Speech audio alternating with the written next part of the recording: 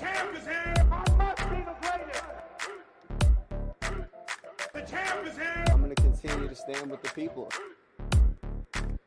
The champ is here. I will not lose.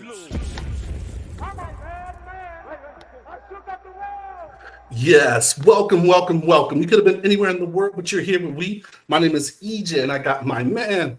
Your mate. Yes, he is the DB of the show, and we are Black in Sports, giving a voice to the culture that won't shut up and dribble. Here, talking to the best professionals in the game and in the boardroom.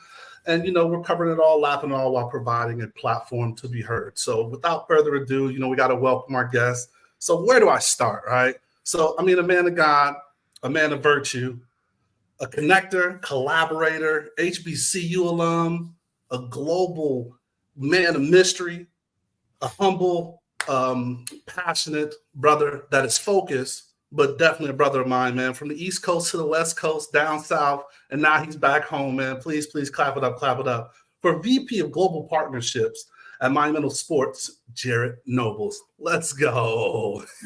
Thanks. No, I appreciate it. Glad to be here, man. Really excited to be part of the show. I've seen everything you guys are doing, so when I got the call, I had to move things around to make sure I could be here today. There it is, man. But without further ado, how we start the show always is like to put you on the spot, man, a little icebreaker and say, just a shoot your shot moment, right? So this is where you would kind of tell us just a moment in time. It could have been either a young buck, it could have been in life, it could have been business, high school, but just a shoot your shot moment where, you bet on yourself. So you could have won or you could have made a lesson, right?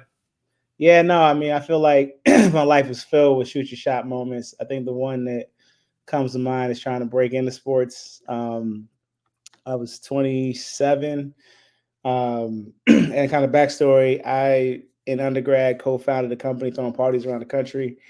But when I graduated, by day I was working in finance, and by night I was doing that, still putting the events together around the country. And I was at Major League Baseball had put together this diversity summit. This was 2012. And I'll never forget, I went to the summit. I had, a pretty reputable company name on my resume and the head of HR for the Astros, where I eventually got my first job. He was like, we're not looking for investment bankers. And I was like, man, that's kind of crazy. Because I always thought, if I had, kind of that big reputable name on the resume, that everybody would kind of appreciate that. And so that night we were at a baseball game in Chicago, and I just kind of came up to him and was like, yo, man, like, what do I got to do to, kind of break into sports? And, we just started talking, and I was like, well, I started this company, and we've got street teams, and we did events. And he was like, yeah, man, like, none of this on your resume. And so I think for me, just having the courage to go back and have the conversation really helped, I guess, crystallize some valuable lessons in that moment, right? So, one, the whole time I was thinking the big reputable name was going to be the thing that kind of got me the job, but it was really, the company that I had built that he really couldn't go validate or check, right? But just the experience that I had and the stories I was able to tell because of what I had done with my business partners, where he was like, yeah, like that is much more relatable. We actually have somebody that manages a street team here, and we're actually looking for somebody to do that. And literally that led to an interview with the Astros, where I started talking about the work I was doing and then talking about brand partnerships, and they pivoted me to the partnership team, and then literally the rest is history. So definitely shot my shot at that diversity summit back in 2012 for sure. I love it. Yeah, shout out to the Astros for promotion within, man. Sometimes it can be tough with those organizations. So yeah, no, it was cool. The job I first got was on the partnership side. I literally interviewed with somebody who was a good friend of mine to this day. And when I started talking, she was like, yeah, I don't think you're a fit for this role, but I got another one for you. Yeah, that's dope. And like grace of God, man, me and my business partners, we had our first ever retreat in DC in April of 2012. And we had one of my guys, one of the business partners, was doing events in Houston. And we said, all right, we're going to do the next one Labor Day 2012 in Houston. And so the diversity summit was in July. I didn't hear back until like beginning of August. And so we talking like maybe first, second week of August when I had that interview. Mm-hmm. And she's like, yo, like, can you get to Houston? I'm like, well, ironically, I'm going to be there. Right. And again, I really spent time in Houston. And so it's kind of crazy how it all kind of came to be. But, for me, that's why I got to know that the stars were aligned for me. And I got to give a lot of credit to God because that definitely couldn't have been, me at all. So I'm really grateful for how it worked out. For sure. That's dope, man. Where does your love for sports start? Oh, man. It's interesting. I think, from as a kid, my dad, huge sports fan, my mom, her brother, all sports fan. My mom's from Chicago, so all things Chicago South Side. So the White Sox, the Bears, the Bulls. My dad's a huge Raiders fan, has been, his entire life. Yeah. And so, just kind of growing up watching pretty much and playing, baseball, basketball, primarily, and watching football with my pop. I think that probably was kind of where it started. I went to DeMatha Catholic High School, so that's a sports powerhouse out here in the DMV. And what's interesting is, so my love of sports started as a kid, but there were two moments that I think started my love for the business of sports, which was, I went to undergrad at Florida A&M, so as EJ said, HBCU through and through, proud HBCU alum. And I'll never forget my freshman year, Chris Rock had his Never Scared special, and he was like, Shaq is rich and the man assigned Shaq, Shaq is wealthy. And it like literally kind of flipped it because literally, for me, everybody I knew wanted to be Shaq. Nobody wanted to be Jerry Buss and Mickey Arison. And then I got a classmate at FAM, and I was telling him, I was like, my dream is to be a general manager. He was like, why not own? Why don't you want to be an owner? Mm-hmm. And like, I just never thought about these things. Right. And so I think, that was probably the spark that lit the fuse around like my love for the business of sports. Right. And so, then when I started throwing parties and working with sponsors and brands, it kind of went to this whole like passion around like seeing companies want to attach themselves to the things that we're very passionate about. Right. To, get their message across or to reach audiences they weren't able to reach in very organic ways. And so, I kind of have two loves or two, I guess, times where I fell in love with hip hop or fell in love with sports, right? When you think about like, as a kid, being a fan of the game, and that same guy who interviewed me at the Astros was like, hey man, we're not looking for fans. And so it like flipped. So I think there were a couple, seminal moments that like took me from a fan to, becoming a really passionate person about the business of sports and all that represents as well. Yeah, let's back up a little bit to DeMatha Catholic. So, for our listeners, James Brown's alumni, Davey Aldridge. Shout out to AD Adrian Dantley, Sidney Lowe, Joseph Forte, Oladipo, Markel Fultz, Brian Westbrook, my guy DJ Turner, like good dude, Chase Young. Like there's a lot of obviously NBA, NFL. There's a plethora of sports. So, what was that high school like? Was it super competitive? How just talk to me. DeMatha is it's unique. It's all boys school out here in Maryland. And it's one of those places where tryouts for the freshman team might have. I mean, we probably had 200 people in my class, and you probably had a good 75 to 115 that were trying out for the freshman basketball team. Me, I've been 5'8" since 8th grade. So I went from like a tall 8th grader to like, I'll never forget my first day of school. The guy that rode to school with me was 6'6". And I was like, oh man, like, all right, well, and he's a good dude, like love him to death. We brothers to this day. But again, it was just, reality set in fast. And so interestingly enough, when people, and DeMatha is one of the schools when you go to, people ask you if you play a sport.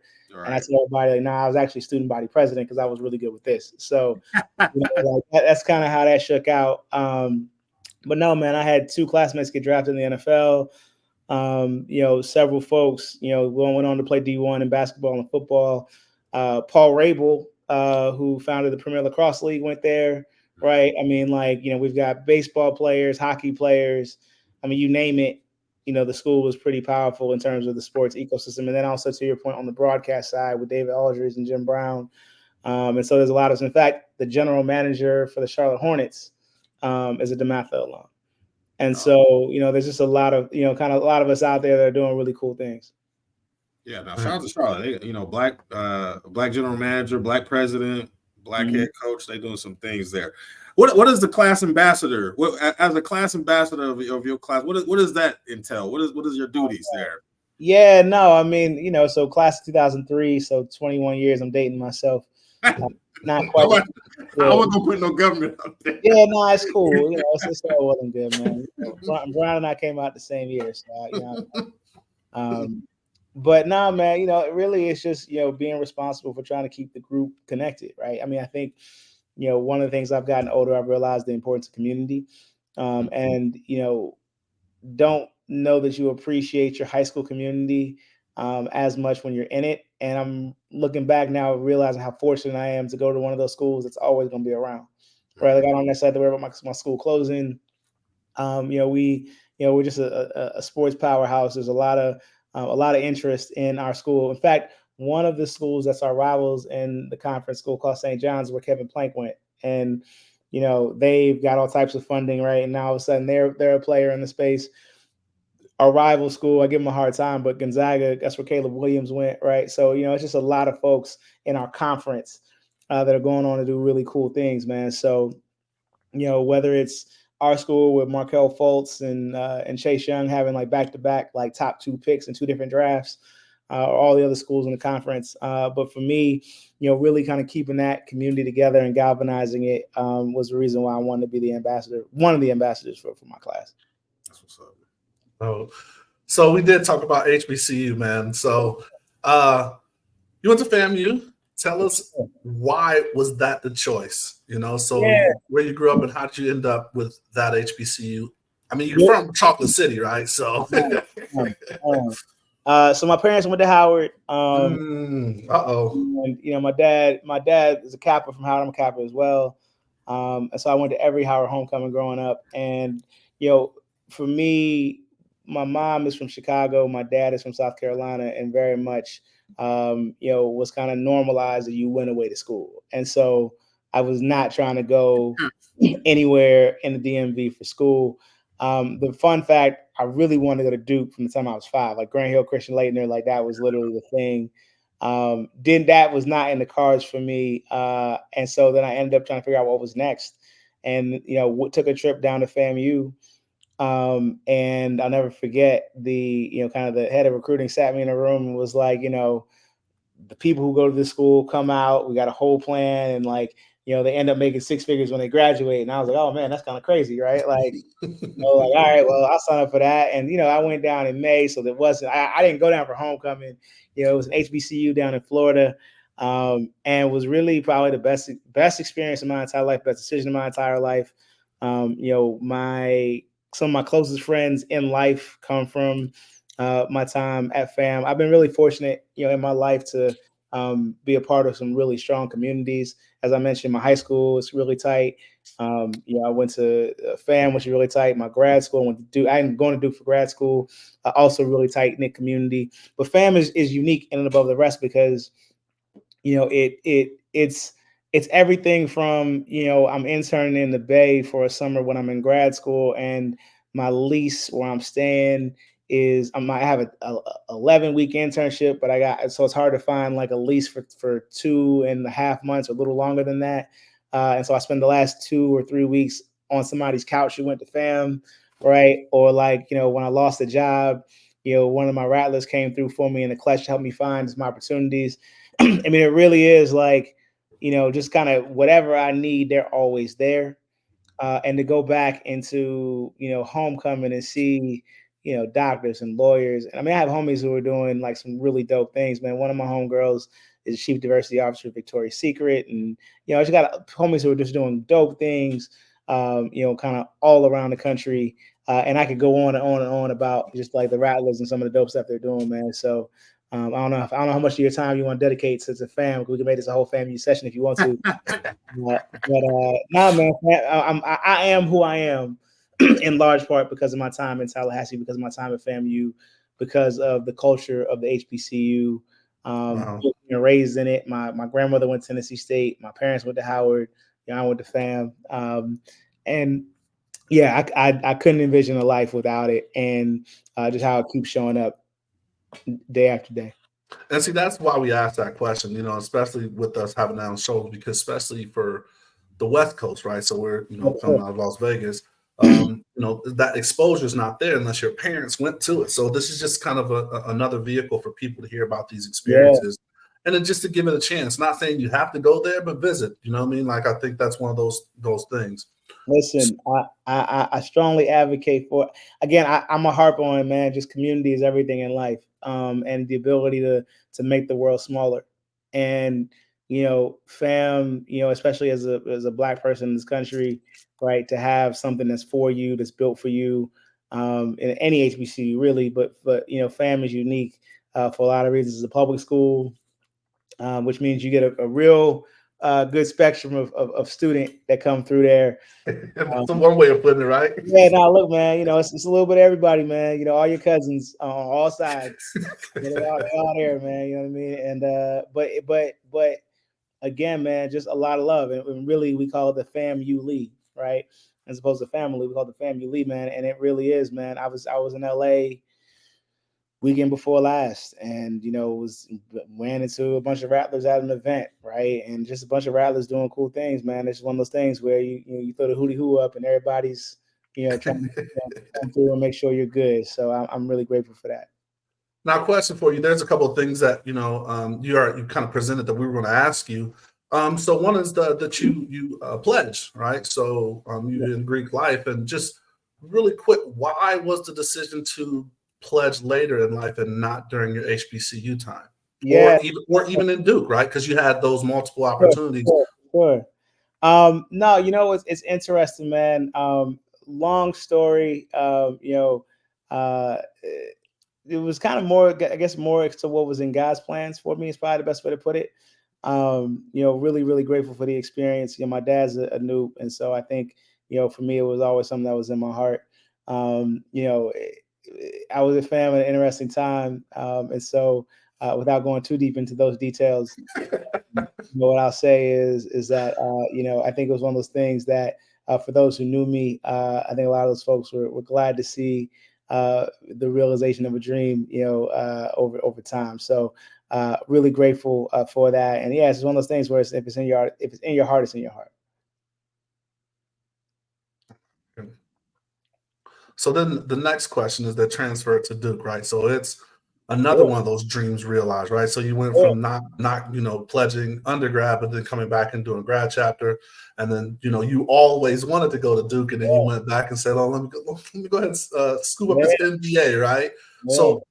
So that answers my question of why Duke, but how was the time frame of finding it? Because like you're in your career now, right? And like that's always a tough thing. Is like, okay, I'm got my foot in the door. I'm doing this, and it's like, okay, I want to add on going back to school. Yeah, I mean, so it's interesting, right? Like, you would think that the answer to why Duke is because you always wanted to go there, but what I would say is, and same for Kappa in some ways. I really want to go to Duke for undergrad, but I think for me, I've been very fortunate in my life to get a lot of things that I always wanted, but I didn't get them at the time when I wanted. And I think for me, I had to really learn how to be dope without those things. And to the point, I mean, literally, like when it came time for grad school, and I'll come back to why I decided to go to grad school in a second. But Duke was very much like that person where your people are like, "Hey, man, like you might want to let that one go." You know what I mean? I wasn't really, honestly, Duke was not necessarily where I felt like that time had passed. You know what I mean? And when I ended up getting into Duke, and I should mention, I'd be remiss if I didn't mention that I did a program called MLT, which is probably one of the best kept secrets. It's management leadership for tomorrow, and they have an MBA prep program where like 90% of the people get into a top 10 business school. That's like 300 people a year. And they do like these different seminars, and you go and you meet people that are like all trying to change the world. It's kind of crazy. And I did that in 2014. So 10 years ago. Yeah, 10 years ago. And a lot of that was, and because of that, I the first seminar was at Duke. And so you went and it was like, oh man, like this is interesting. Like I don't know if I, like all right, well I'm here now, right? And then so I got a chance to get exposure. I can't stress the importance of exposure in life, and just exposure leads to enlightenment, right? You just don't know what you don't know. And by going to that first seminar, getting reacclimated with Duke in a new light, it kind of started the process of like, maybe this is worth checking out. And, I got a chance to meet one of the admissions officers, and I got really tight with one at Duke, but also got tight with one at University of Michigan. And over the summer, was kind of traveling around to different seminars, and eventually these schools have like their prospective student weekends for minority students. I went to Michigan's, and that was really, really amazing. And then I went to Duke's, and it was just like nothing I'd ever experienced. I mean, Duke's administered their prospective students weekend they call it the Minority Workshop, which is always right before Thanksgiving.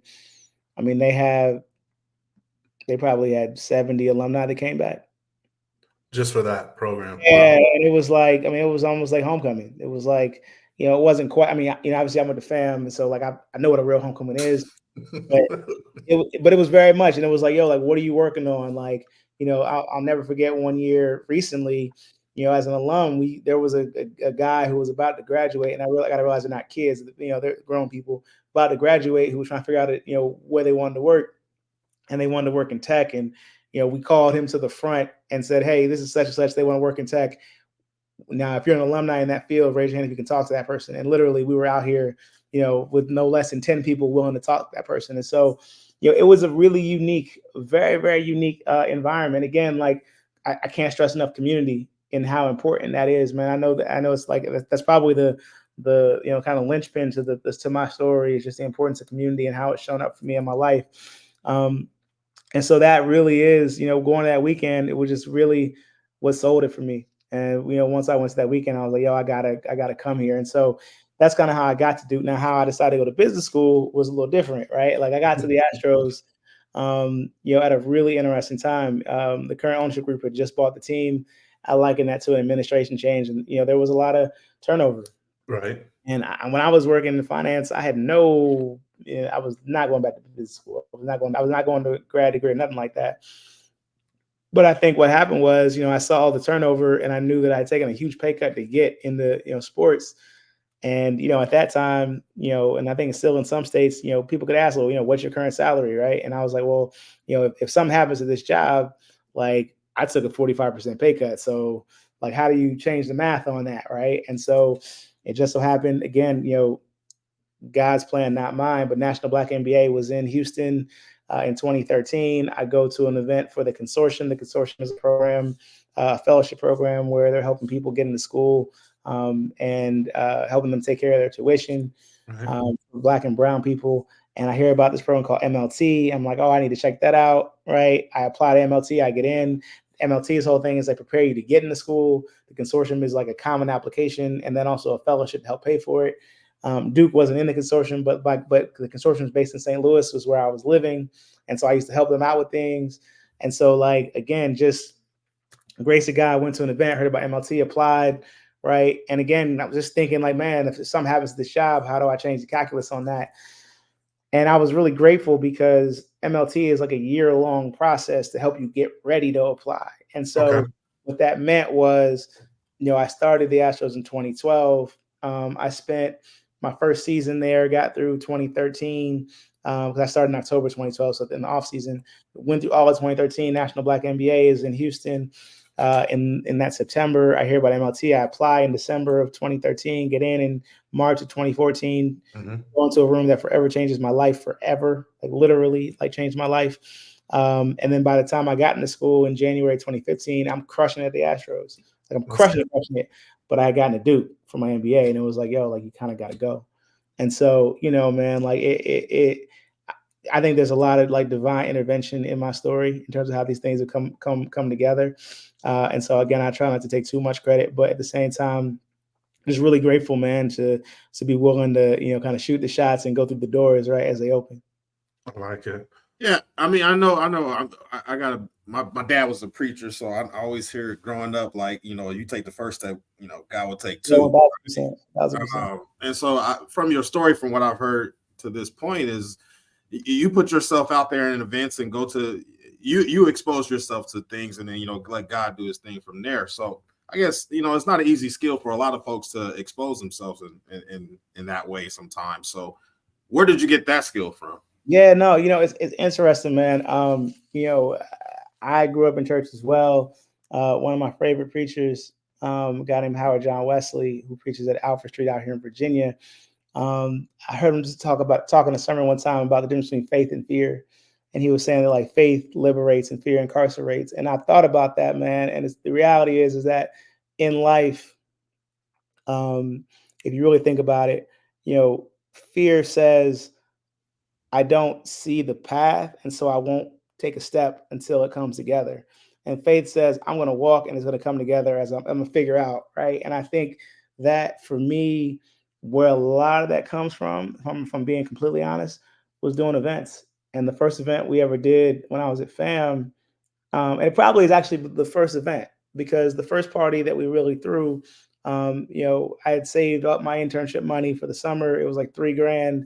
And there were 4 of us, and it was a $12,000 expense, and we made $28,000. Right? We literally put together a whole plan and had a street team and did all the things, and we did. At that time it was like we partnered with a radio station, 100 point something, whatever, and did the first 100 ladies free. And I pulled up to the club at at 9 o'clock. Party started at 10. There had to be 200 women standing in line, and I was like, oh, this is gonna be a good night, right? And then you had guys coming up trying to buy tables. And I think because that first venture into entrepreneurship was so successful that it created the ability to stomach the losses. And it also created the belief that we're gonna figure it out. Mm-hmm. You know what I mean? And so, I also, had parents who always kind of pushed me. I always say I'm a kid whose parents told him he could be whatever he wanted to be when he grew up, and he actually believed it. I think a lot of life comes down to what you believe. And so, yeah, man, I think for me, I try to operate in a space of faith over fear, realizing that everything happens for you, not to you. And so, as I've gotten older and matured, I've realized that, even the losses, and I've had several, and it's easy to tell a story looking backwards, right? You can kind of connect the dots that way easier. I can tell you that when I got to the Astros and I saw all the turnover, I kind of liken it to an administration change. Imagine working, in the DC, under one administration, and then, the other administration comes in and you just see all the turnover. I can tell you, I had no idea that I'd end up at Duke, and I had no idea that I'd end up, it just, these things were unfathomable, man. It literally is you just are willing to go and try new things and put yourself in new spaces. And as you hear things, try it and, be humble enough to realize you don't know everything. I feel like I'm kind of ranting at the moment, but a lot of it is just, kind of being willing to put myself in different spaces, hear different things, and then try the things that I'm hearing from people who are a little further ahead than I was. Right. So emulate the greats is kind of how I look at it. Love it. So, you got anything else when we jump on to the next MH? Just a quick, Duke. I'm a Duke basketball fan too. I mean, give me a Duke basketball memory, man. I got man. It's interesting, man. As much as I've become less of a sports fan over time because of my time with the Astros. That said, though, man, I did Duke Carolina, in Cameron, which is amazing. To kind of stand up all game, cheering and chanting is really, really dope. I think for me, candidly, my Duke experience and Duke basketball has been, getting a chance to, get Coach K's autograph or spend time with their staff. And it's just really interesting because I'm on the business side of sports, getting a chance to work with the Duke athletic directors and kind of learn more about that. I think that's kind of was really, really cool to me. I got a chance to help out with Learfield IMG, just do some research while I was in school for them. Through an apprenticeship type, I go in on Fridays and spend time in their office. It's interesting. I don't really have any crazy fan stories because I think by the time I got there, my fandom in sports, it kind of waned a little bit. But, look, I'm still very much Duke basketball is still very much the thing, probably the only thing that I'll plan my life around in terms of if there's a game, I will stop and watch it above pretty much everything else at this point. So 1000%. No, I feel that. I mean, Duke has the most exclusive, besides maybe Notre Dame football, fantasy sports camp thing I've ever seen. Where you go in there, you're gonna get drafted. They're gonna give you some. It's crazy. He spent a lot of money to do it, but yeah, I would imagine. Duke is also, man, as I tell people, very similar to Fam in the sense of like you throw on a Duke shirt and you could be in the middle of the bush of Africa and somebody else who went to Duke will be like, oh, I got you. And it's again, man, I know I've said it 1,000 times, man, but community is everything in life. I've realized that. And for me, as I mentioned, just really, really grateful to have been, and not even necessarily by design, man, but just have been part of some really dope communities. Love it. All right, man. So we want to jump in to end the game. So this is what we're going to talk a little bit about your career. And just want to open up because you're in a unique, if you work in the sports world, you understand that there's some different, it's not always just a team and things like that. So kind of tell the people like what Monumental Sports is, and then just kind of like what, because you guys cover a lot. Yeah, for sure. So Monumental, the way I try to explain it is, we own the NBA, NHL, WNBA teams here in DC. We also have a G League team, an esports franchise, and we own a TV network as well as several buildings in DC. So we do a lot in sports entertainment in the DC area. In my role, I am a revenue generator. Helping to, solicit broker partnerships between our organization and different brands. I like to consider myself an intersection between commerce and culture, right? You think about, organizations that want to align themselves with, passion points of fans. And so, in my role, I'm actively reaching out to companies and trying to find ways for us to work together. And so it's really cool. I never really imagined I'd be back home, but that's super cool as well. And, just really grateful for the opportunity to be back and doing some really cool work in a city that I love, near people that I love, and teams that I grew up cheering for. So in partnerships, go ahead, MH. No, you good. So in partnerships, you've been lucky to have a kind of a career and seeing those different aspects from, different teams, right? Like you've been at least 3 of the core 4, right? Top U.S. sports, right? Okay. Yeah. So soccer, hockey. Baseball, basketball, football, hockey. Yeah. Got you. So with that, touching on, what is something that you would tell people looking to get in that, right? Like if someone wants to get, not even maybe if someone gets in, also someone that works with that. Because me and MH have this talk a lot off camera when, working with partnerships, being from that other side. So what is something that you would share if you had a platform to kind of share it? Yeah, let me make sure I understand the question. Like, what would I tell somebody who wants to work on the business side? Yeah, absolutely. Get into it, whether they work in that role or in a supportive role with that, right? Like working with you, how they can offer that.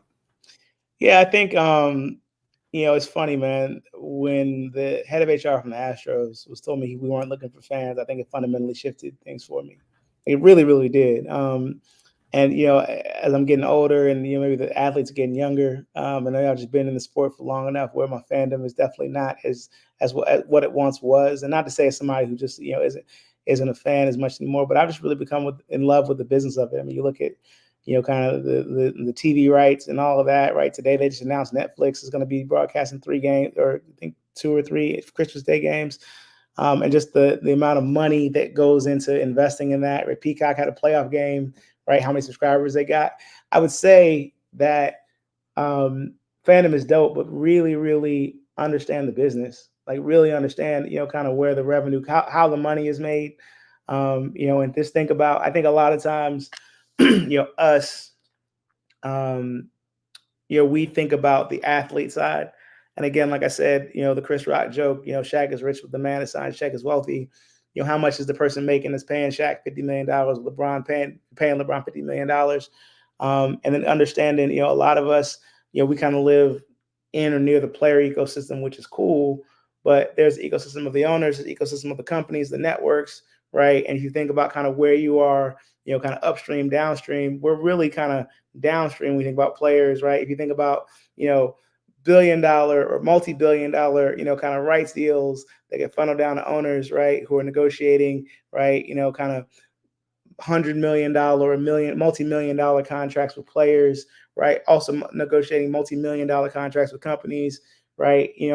We had a chance to hear a gentleman who broke down kind of the 4 lines of revenue for entertainment, which is live events. So think ticket sales, sponsorships, partnerships, brand partnerships, the work that I do, content, right? Think about the Netflix thing we just talked about, and then merch. And so understanding how the money is made and where, kind of in the ecosystem, right? Like instead of affixing yourself to the people that are, making millionaires, making millions, how do you go upstream to the people making billions, right? Like, thinking about, the rights deal that affords, right, the owners to be able to pay the players even more, right? And so, I think a lot of times you can't be what you can't see. So it's easy to think through and kind of glorify. And I got a lot of love for the athletes, man, because they're really, really talented. And without them, they bring the audience, Right. but everybody's not going to be able to be an athlete. And so I think, what I would tell people who want to work on the business side, who are passionate about sports, who maybe aren't going to be able to be an athlete, is, some advice I got when I interned at a tech startup was, one, go where the growth is, follow the dollars, like really, really follow the dollars, understand where the money is made. Right. And then really, because I think that to me is, once you understand that, it really makes everything else make sense in terms of the decisions that are made, why you see certain things happening, right? Like, I think I saw a stat or read a stat that was like 82 of the top 100 broadcasts on television, according to Nielsen ratings, 95 are sporting events, 82 are NFL games, right? In a world where, you have on demand, the only appointment television that's left is sporting events, right? Wow, And yeah. if 82 of them are NFL games, that means that now, they have the highest ratings. If you're if you're a network, you want to pay to broadcast them, so then you can recoup your money through advertising, right? Like there's a reason why Super Bowl commercials are going for $7 million, because all the people are watching it. Like we live in an economy based on audience, and sports is one of the things that draws a lot of audience. And so when you start to really understand the mechanisms of the business of the industry that we love so much, right? It kind of changes it, man. And I think for me, it really is. You think about the amount of influence that sports has, like that part is a drug to me. I really can't,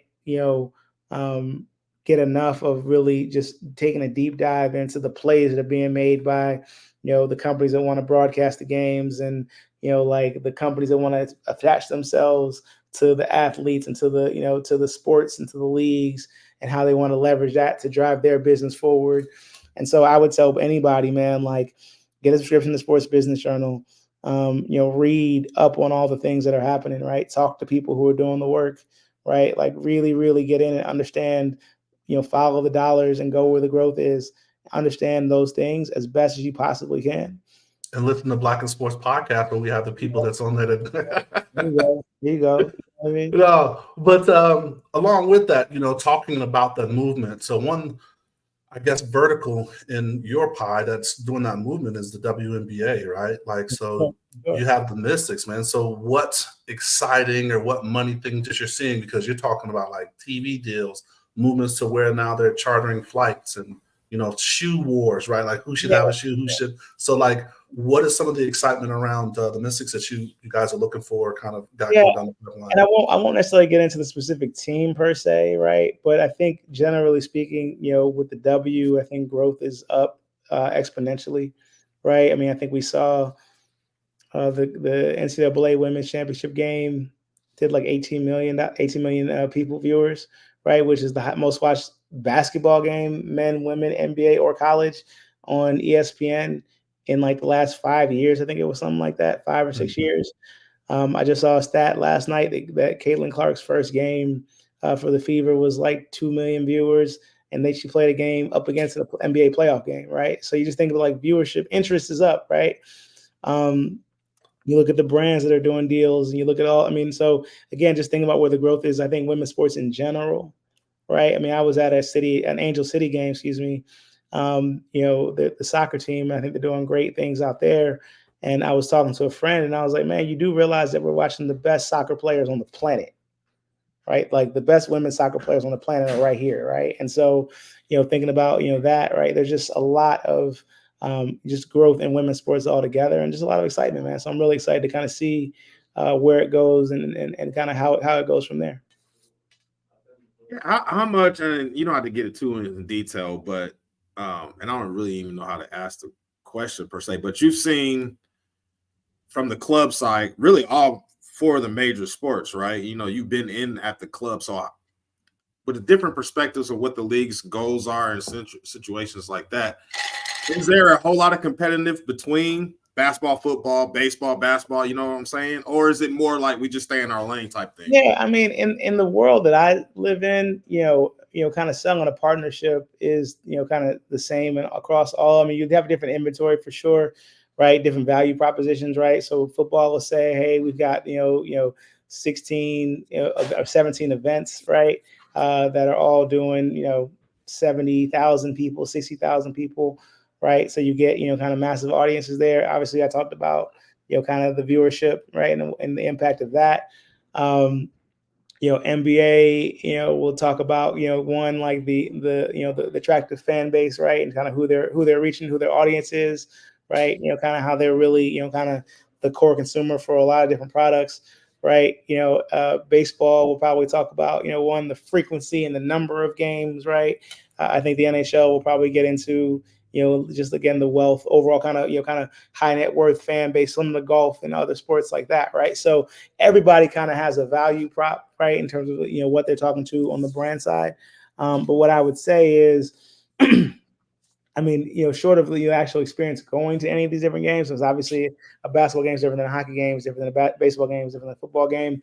The mechanics of like when this team wins, pizza's half off in the city, that works across the board, right? Like, you know what I mean? Like, and so I think really, there isn't on the business side. I mean, there obviously are, some unique differences, right? Like, you only have 10 home games in the NFL, right? There's, 1 or 2 preseason games depending on the year, and 8 or 9 home games, right, depending on the year, regular season, right? So you got to get those right. Whereas in baseball, you got a lot, you got 81, right? So you have a little more chance to kind of, everyone isn't a big event. And so there's definitely some nuance, some difference there.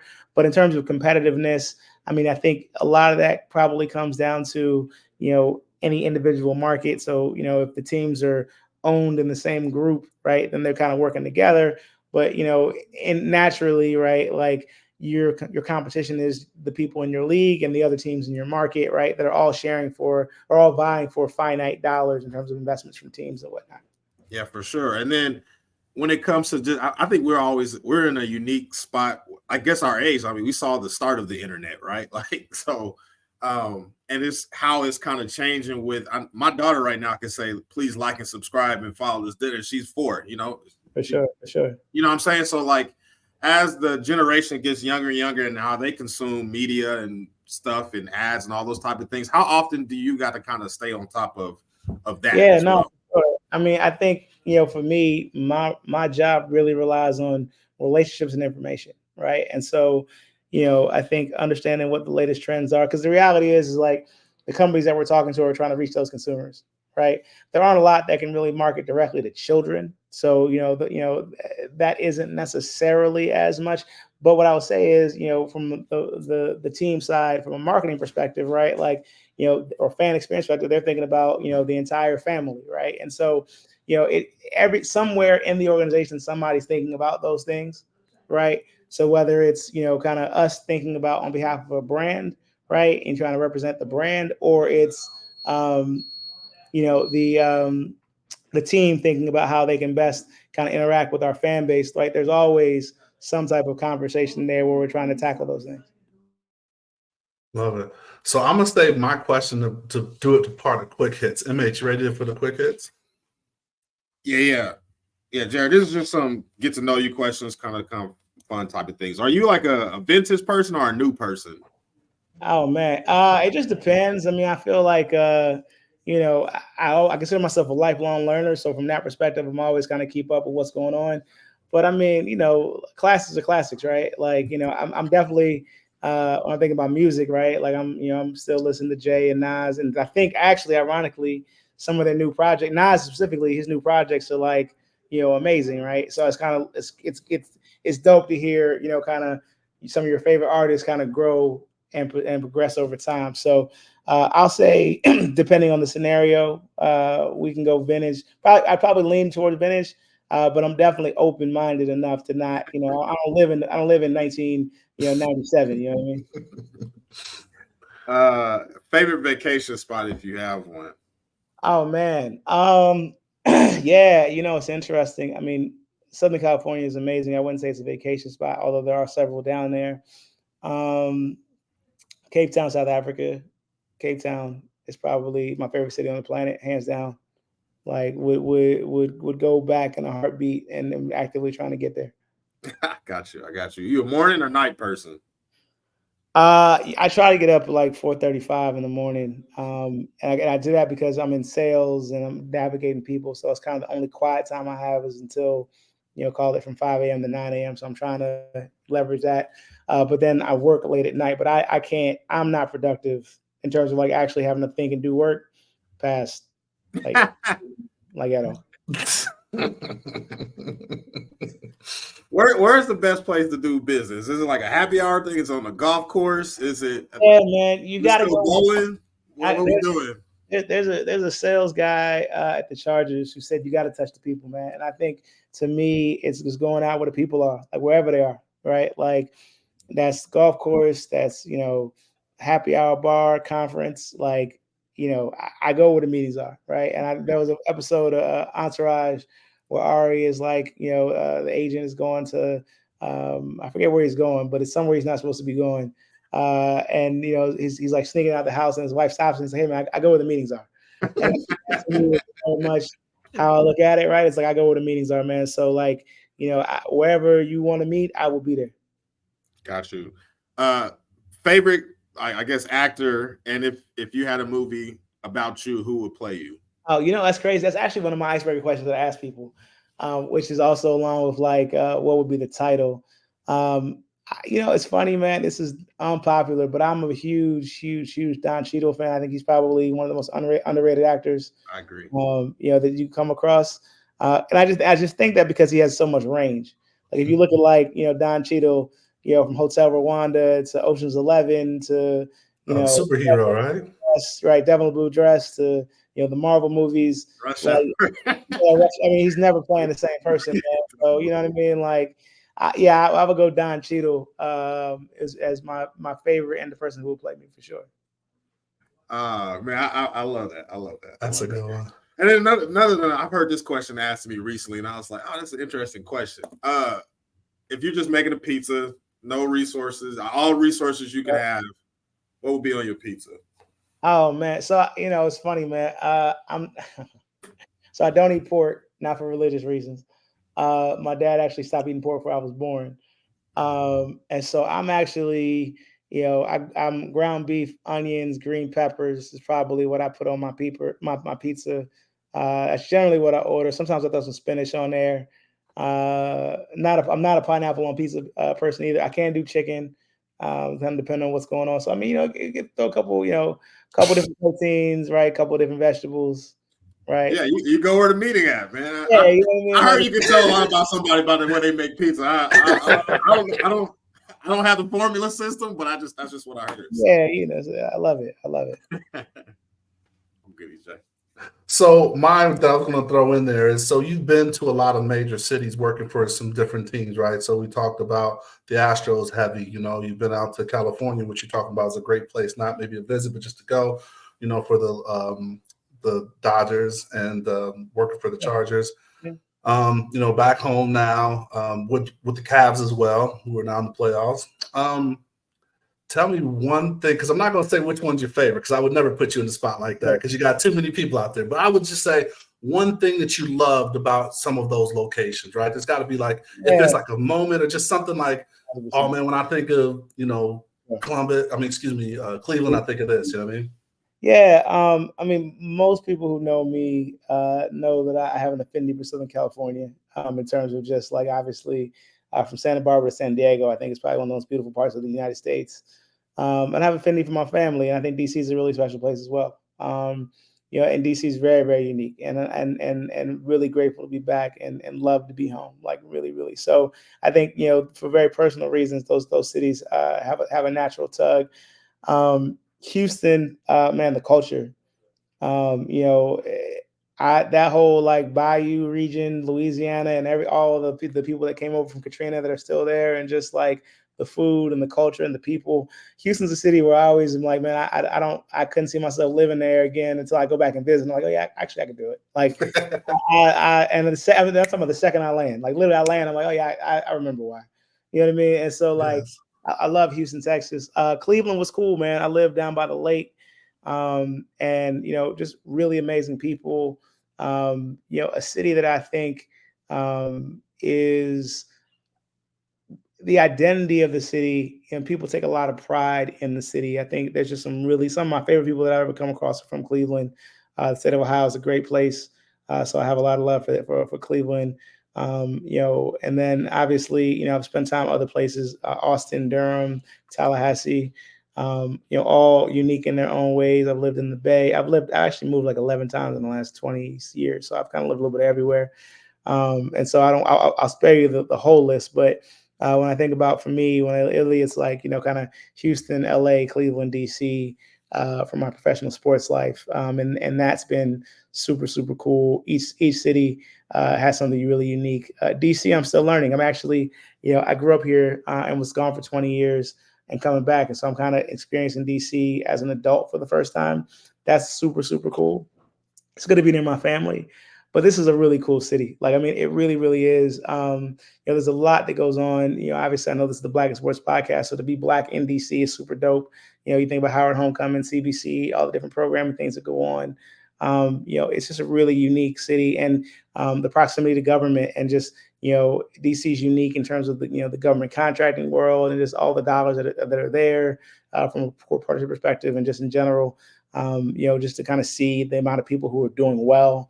In DC, Black and brown people who are doing well specifically, is really, really unique. And so, I think every city kind of has its own kind of pull, and I enjoy them all when I get to be in them. Love it.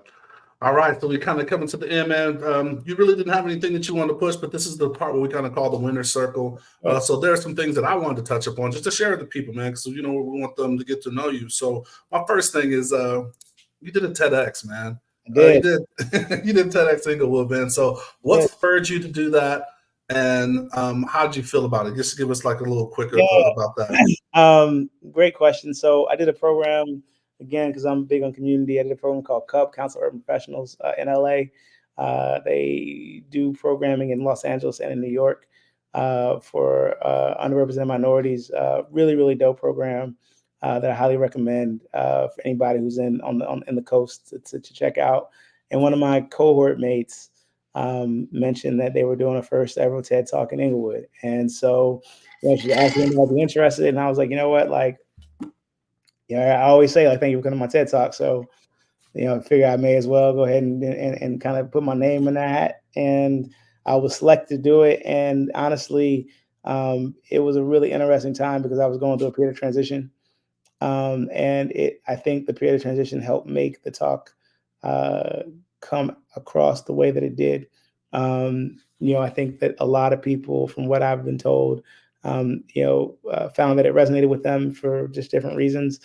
And I was really grateful to have been able to do it, and really grateful for the feedback that I got. I will say, I don't feel like I did as well as people say that I did, but I'm really grateful for those who said I did a good job. So I'll definitely put that out there. So, but I'm grateful. Yeah, that was it was a good, really good experience. No, excellent job. What's give us a little background on the preparation for it. Yeah, so we met once a month. So I started. It was from April to August. It was literally August of 23. And it was working with coaches. We had to do Toastmasters. We had to write our talk. We had to memorize our talk, which was no small feat. We did. I think it was your 10 to 12 minutes of like kind of continuous kind of talking, telling your story.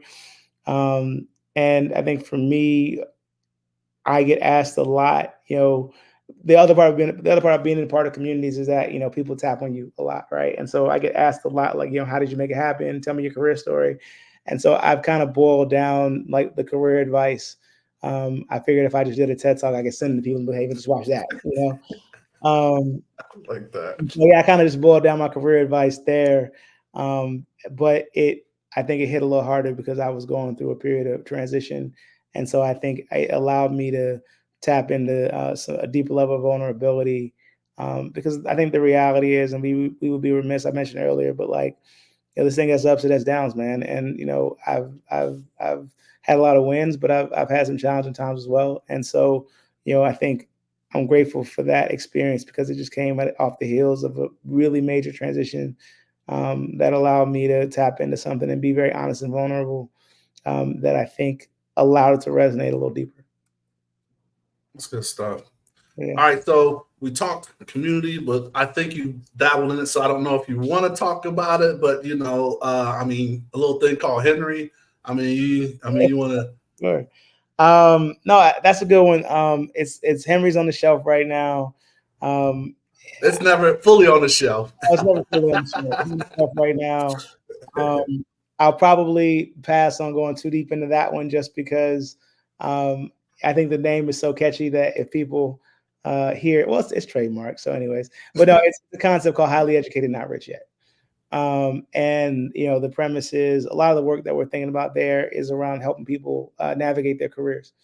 Again, I'm really big into how do you help people solve broken leg problems. I think in life there's sprained ankle problems and broken leg problems. With sprained ankle, you can walk off with it, but if you break your leg, you got to go see a doctor. And I think a lot of times, a lot of folks are kind of focused on the sprained ankle when really the broken leg is the one if you can find it to solve. And I think there are a lot of folks who are just trying to figure out their career. I think that's a lot of people's broken leg problem. And so building a community of folks who can help people advance in their careers is something that I'm really passionate about. And I think can really create a lot of value for a lot of people. And so to your point, EJ, is definitely something that is never too far away. But for now, man, I'm plugged into Monumental exclusively because, I really want to make some impact here in DC. I think I can do some really cool things and a good opportunity in front of me. Absolutely. And I just wanted to bring that up just because it is a core part, you know what I mean? And I think it's things that it may have started at the college level to where it's, doing parties and events, but it's just grown into some of the things that we do that we're offering for people that we do, monthly, just to give those people a chance to advance, learn, and it's just another outlet. So that's why I wanted to share just a little bit, you know what I mean? But no, what you're doing as a VP, mine is just like, it's great to see another one of us there. You hit on it. We said at the closing of our show, man, people need to see it so they know they can be it, right? So love the work that you're going there and just seeing the journey that you did there. So I'm grateful for sure. Absolutely. And did you have anything? Okay, so I wanted to jump into this last part where we kind of wrap it up. We call this the coaching or the assist, right? So this is where you get to give, and you've been dropping jewels and gems. That's kind of like part of what you do, right? That you live those philosophies that, that you not only hear, but you share them. So right now, here's just kind of a chance to either tell something you would tell your younger self or something you would tell our audience, or just philosophies or words you live by.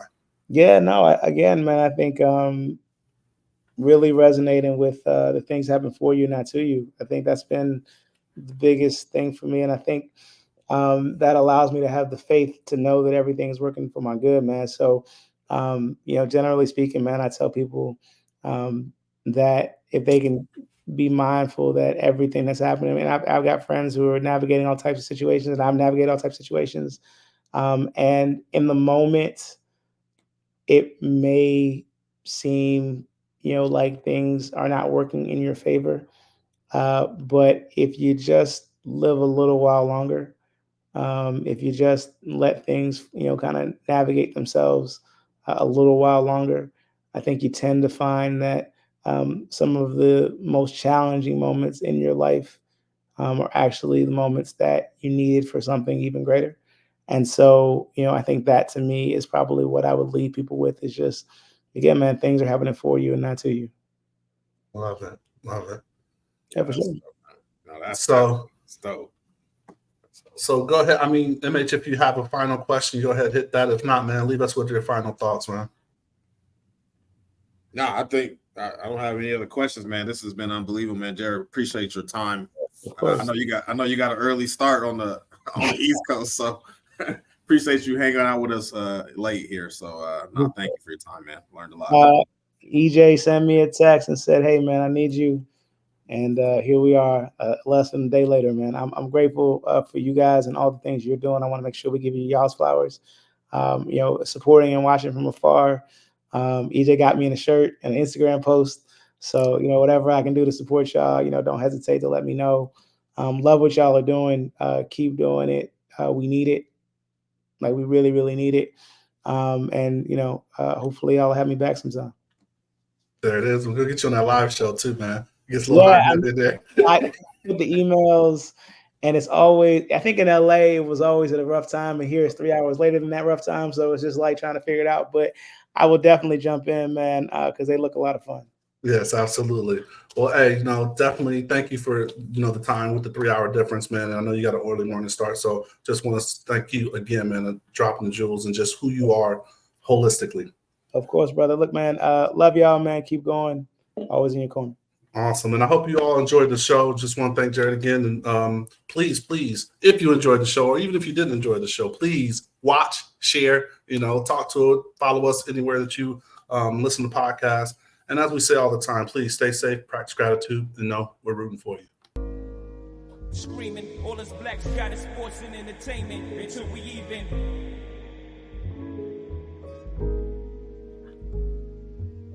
Assuming I'm rooting for everybody that's black.